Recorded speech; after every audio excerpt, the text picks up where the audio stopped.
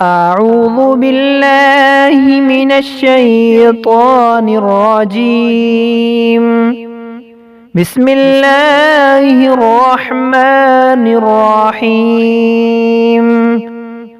اللهم عافني في بدني.